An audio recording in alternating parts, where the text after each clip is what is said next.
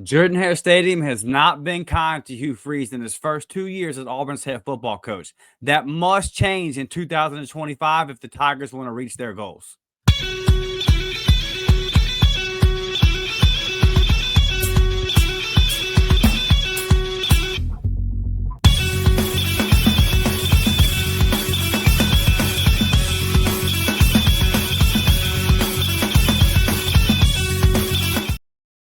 Let's go. What's up, everybody? Welcome back to another episode of the Up Tempo Podcast. As always, I'm your host, Dustin Smith.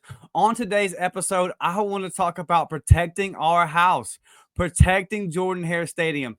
It's been talked about for years now how much of a home field advantage the Auburn Tigers have. But when it comes to Power Four opponents under Hugh Freeze in these first two seasons, the record doesn't look good, and Auburn has not been able to close out some games that the Tigers should have won. We're going to get into all that today. Before we do, man, do me a big favor. Go ahead and smash that thumbs up button. Sub to the channel if you have not done that already. If you are listening on audio, please subscribe. Sign up for the notifications. Go ahead and follow. Leave a 5-star review. It helps the show out a ton. So to get started today, I want to look at the Power Four opponents that have come to Jordan Hare Stadium in Hugh Freeze's first 2 years, talk about the record, how some of those games should have went, and then we'll look at this season and how important some of those games are going to be. And boy, if Auburn doesn't start protecting this home field that is vaunted and everyone talks about how great it is, it's going to be a tough sell in year 3 for Hugh Freeze. So looking at 2023, Power Four opponents. Auburn lost a close game to Georgia. You can make the argument that Auburn may not have even been in that game if it was on the road, that the crowd of Jordan Hare kind of kept Auburn in the game, and that Hugh Freeze coached his talent up in that game. But still a game that Auburn had.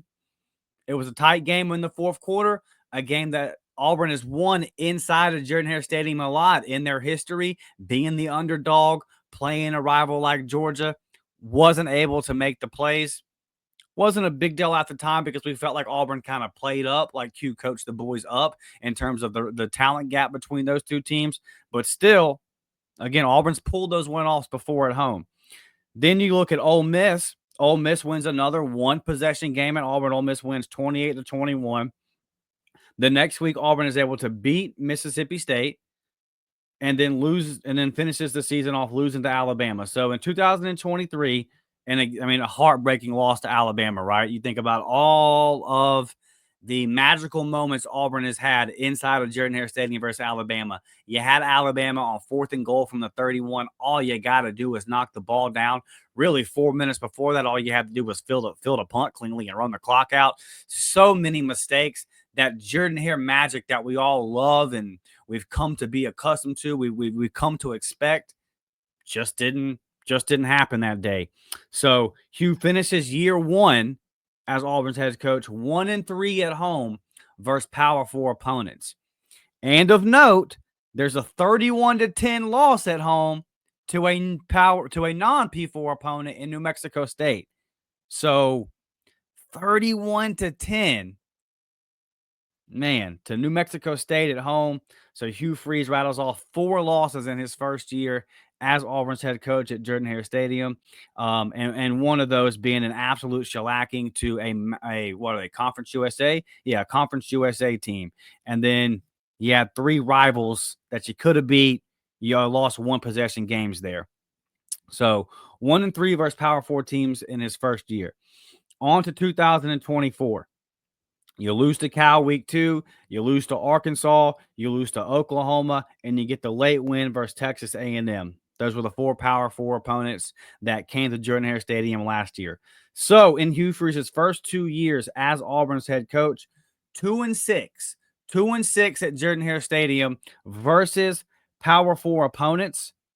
And again, can't ignore that 31-10 loss to Conference USA New Mexico State. So not good. I will say none of these are really blowouts.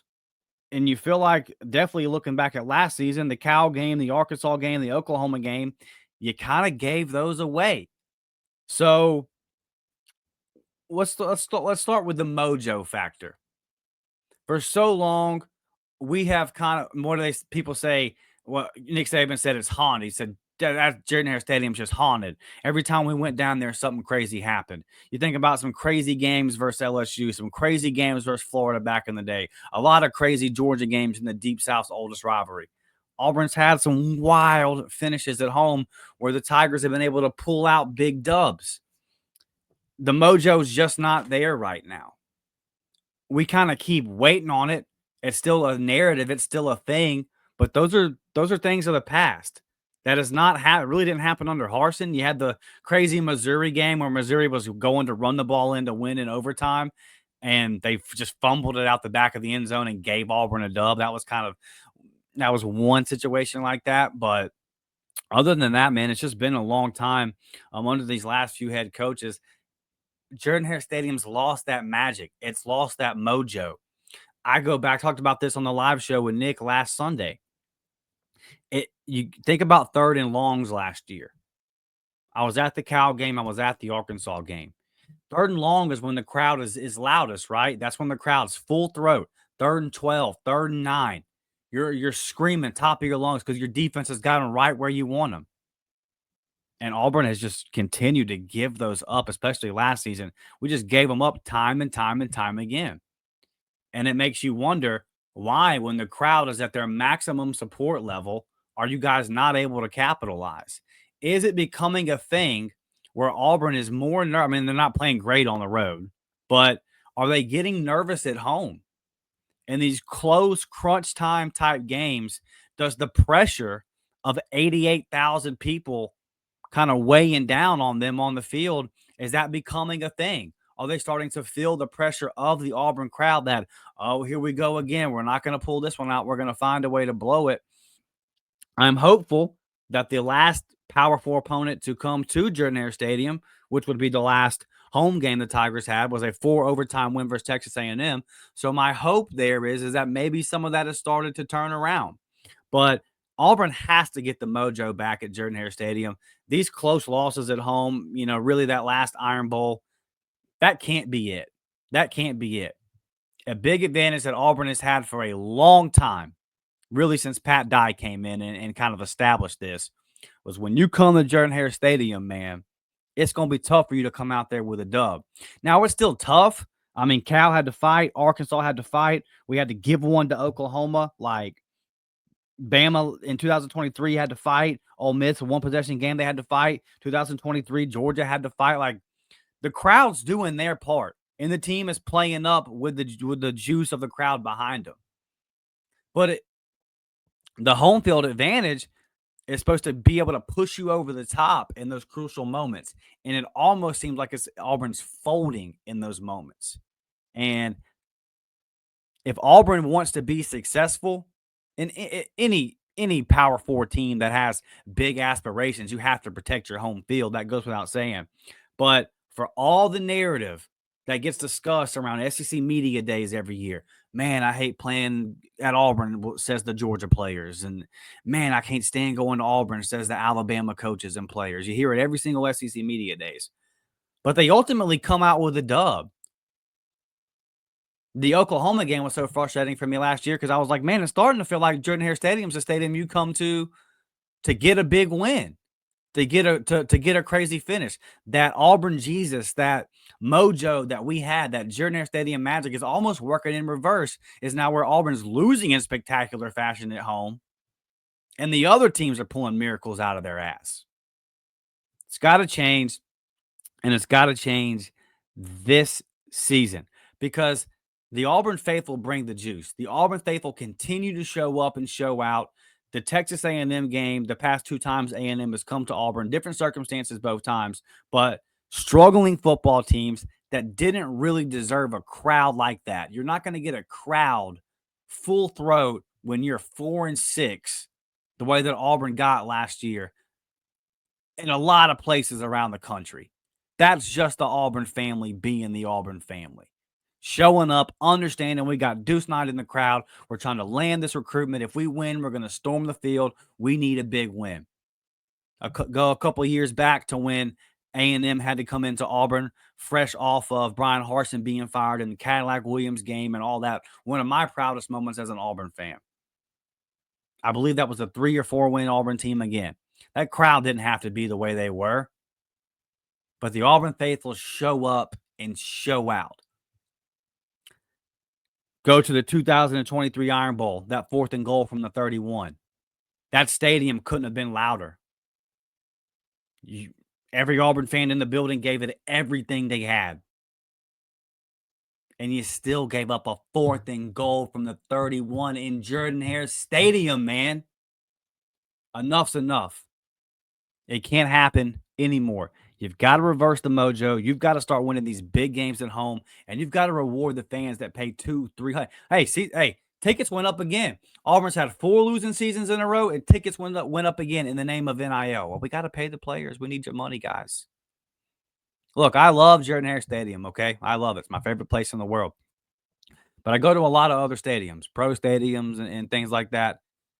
Man, like food options, bathroom options, and Hare leaves a lot to be desired, okay? It leaves a lot to be desired. The seats are couldn't be more uncomfortable. Parking's awful, right? You stand in line all day, you stand in Tiger Walk all day, you do all these things, and you get rewarded with a spectacular loss for your efforts, for your whole weekend efforts. Yeah, unless you live in Auburn, but even if you live a block from the stadium, it's still a task to get into the game and all that. But if you're like me and like a lot of you guys watching who live hours away all over the country, it's a task to get up there, man. And you go, and no one expects Auburn to win every home game. That's not our expectations. That's not reasonable. But I expect you to be better than 2-6 when we show up and we're one of the best crowds in the nation. It's got to be better, man. I want to look at some of the home games this year and talk about the important ones here in just a second. Another fantastic week for the memberships, man. Go ahead and sign up for these memberships today. $3.99 a month will get you in the JV squad. $5.99 a month will get you in the varsity squad. Now is the time to do it. Exclusive member content coming out every week for you guys. $3.99 a month for the JV squad gets you members only live chat, member shout outs, per order you apply to comments, early access to videos. It also gets you in the game day group chat, exclusive gifts. The varsity squad gets you all of that. Plus, you get recruiting update videos, gameplay with me, Xbox, PlayStation. Pretty much every game is cross-play now. So whatever you want to play, I'm pretty much a big sports game guy. But if you want to get on whatever you want to get down on, we can hop on the sticks and do that. And discount merchandise over at thewarportshop.com. Thank you guys so much that have been signing up, man. That supports us a lot. Got big plans on getting out to watch some of these recruits this year. Jace Matthews up there in Mississippi. Jalen Scott up there, the 2027 commit up in Mobile, and really going to travel around and get the content on the recruits like we've done the last 2 years. And also this helps us get up to the Auburn games, cover the games, and get the content that we want for you guys like that. So this is the backbone of the podcast. This keeps everything going here, keeps the bills paid. Thank you guys so much. If you are interested, sign up for those memberships today. If you're listening on audio, just go over to YouTube. You're going to need to do it on desktop because it's been messing up for people trying to sign up on their phone. Sign up on desktop today. And if you have any difficulties doing that, just message me on X at DMcShad28 and we'll get that figured out. But what I want to do, guys, is I want to bring up the schedule and I want to take a little peek at the home games that the Tigers got this year and talk about which ones are important and what Auburn needs to do to turn around this trend. I can't even believe I'm saying this trend of blowing games in our own house. All right, so looking at the schedule here, we know that the first 5 games, all the Power 4 opponents are on the road. You're obviously at Baylor week 1. Then you have 2 home games versus Ball State and South Alabama. Look, Auburn should win these games handily, especially the Ball State game. Little nervous about the South game. Not that Auburn shouldn't, out talent South Alabama and win easily. But when you have a small school from the state of Alabama coming in, Alabama and Auburn have not done that often for obvious reasons. So South Alabama is going to they're going to be fired up, well-coached team. Not a game you can overlook. 11:45 a.m. start. So Auburn, traditionally with them early morning starts versus these kind of teams, sometimes doesn't come out with the highest intensity level. That doesn't need to be a thing. Auburn needs to come out and bury the Jags earlier. Do not let South hang around and this be like a 1-2 possession game going into the third quarter. Then you're going to have a problem. But I think these could be big recruiting weekends for Auburn if you beat Baylor. Then you go to Oklahoma, to A&M, just an absolutely brutal stretch. Your first big opportunity to turn this around Auburn hasn't beat Georgia since 2017. That was a home game.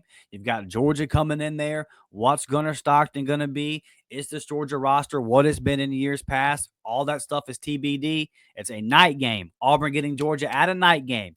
No more 2:30 CBS time slot. The stadium will be electric. Auburn, you have to capitalize on this. Hugh Freeze, you have to capitalize on this. This has to be a win, man. You have to figure out a way to start winning games at home, big time games like this. The crowd will storm the field if it happens.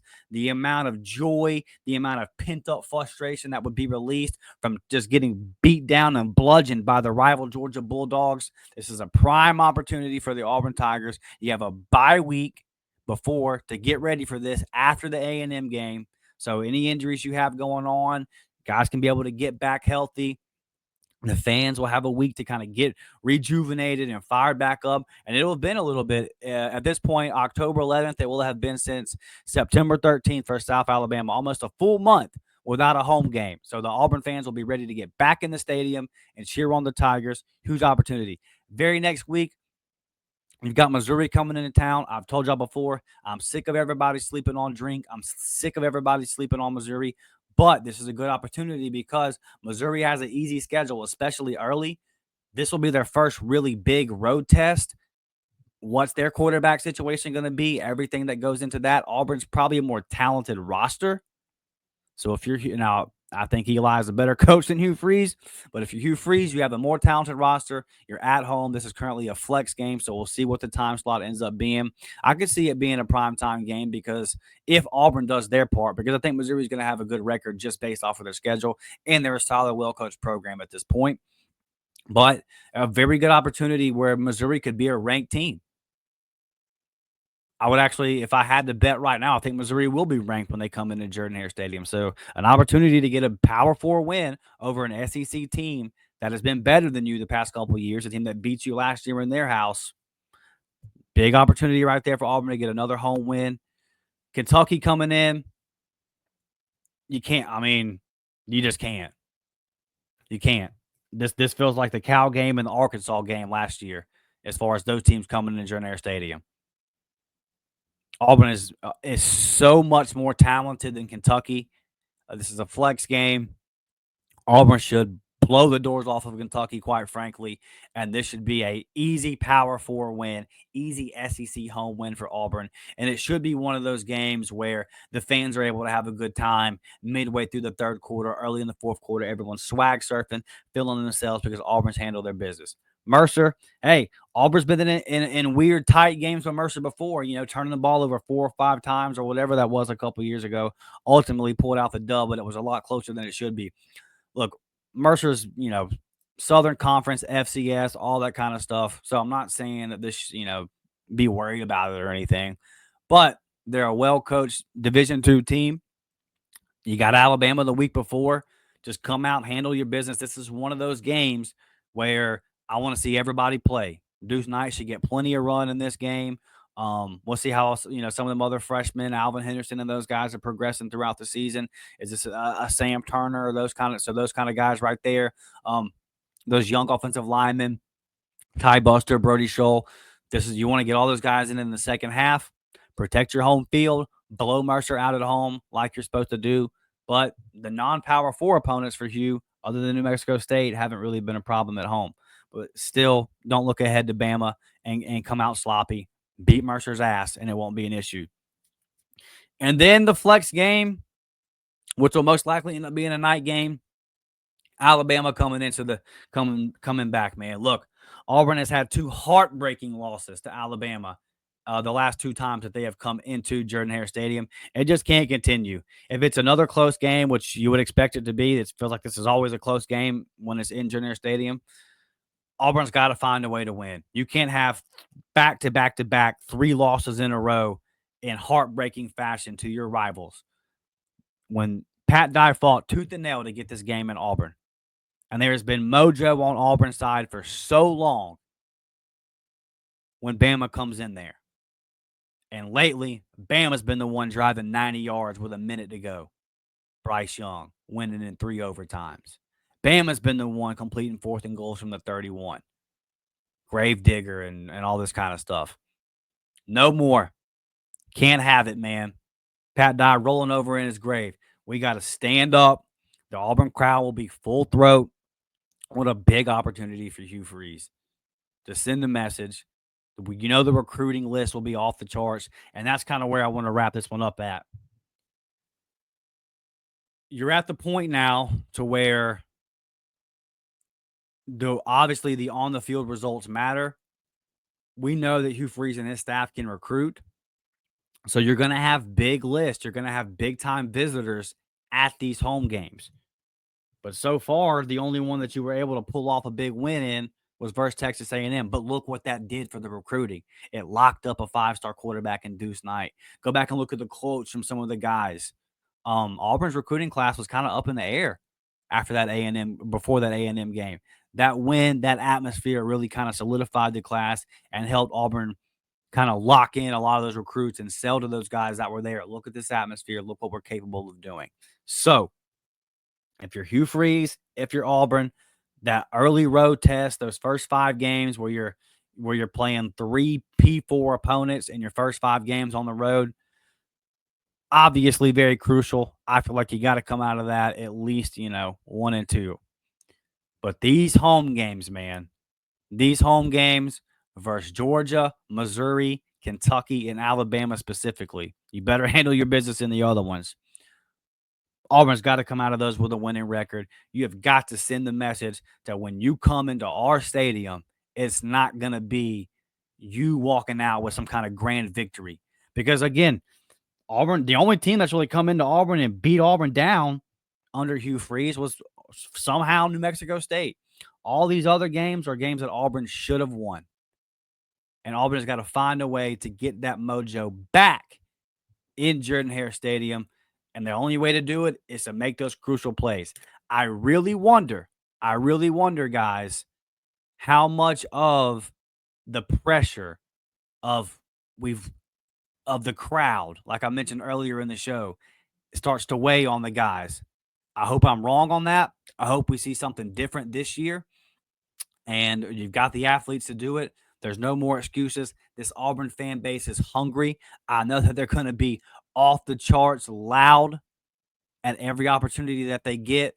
I talk to you guys all the time. I know how bad you want Auburn to win. I've never seen the Auburn fan base this hungry for things to turn around. So big time opportunities at home for Hugh Freeze this year. He's got to make it happen, because if you keep losing in front of the home fans, man, and they're charging outrageous prices for these tickets and everything, it's just going to be hard to keep people engaged. It's going to be hard to keep people to want to come up to Auburn and watch you continue to lose games in spectacular fashion. Got to get back to the old Hare, baby. I'm counting on you, Hugh Freeze. I'm counting on you, boys. Let's make it happen. Protect our house, man. Protect our building. When you come to the Plains, you're supposed to leave with an L. Beaten up, black and blue, bruised up and bloodied. Hopefully we get back to that this year, man. Thank you guys for watching. I will be back tomorrow morning, Sunday, 9 a.m. with my guy Nick Frazier for the Sunday morning live show. Members, stay on tap. Got some stuff coming out for you guys the next couple of days. Thank you all so much for watching, and I'll see you all on the next one. I'm out. So, what Eagle, baby.